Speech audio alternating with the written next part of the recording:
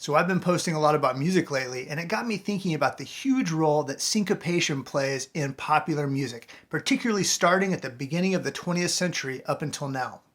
I'll talk about it for a minute and then give you some examples. What is syncopation? It is accenting notes in between beats. So every song has notes that occur in between beats, but they're not necessarily emphasized or accented.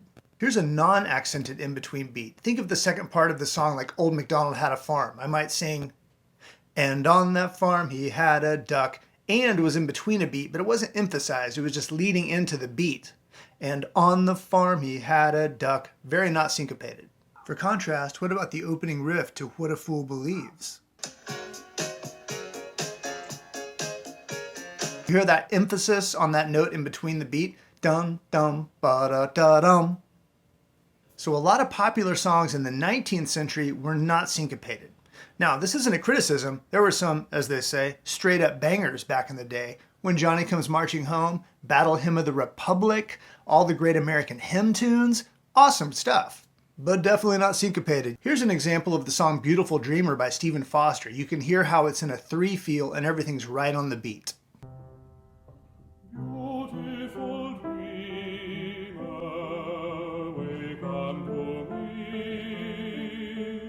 Now, how did we get from that to a song like Puttin' on the Ritz by Irving Berlin?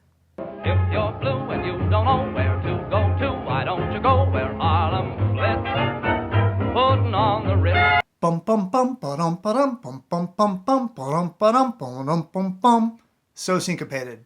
The changing nature of popular music over the early part of the 20th century is very complicated, I'm sure, but so much of it came from the genre called ragtime. Ragtime became very popular in the 1890s, and the style features a left hand that is primarily on the beat and a right hand that is primarily off the beat, playing in a ragged time or a syncopated time with the left hand. The most famous composer of ragtime music is, of course, Scott Joplin.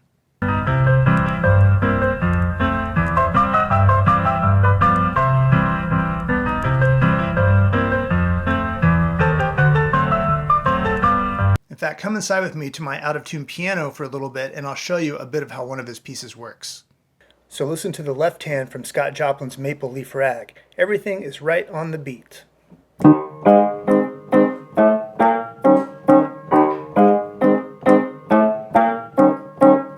But now listen to the right hand and how everything is in between the beats pretty much.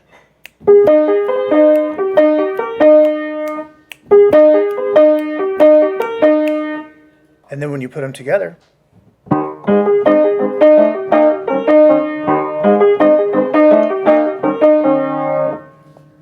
of course, like so much important American music, the ragtime rhythms came out of the African American culture of the time and was also somewhat scandalous to a lot of people in society because those syncopated rhythms really make you want to move. But of course, the popularity of music, of ragtime, and then later evolving in the 1910s and 20s into jazz became so popular and overwhelmed any concerns about the music.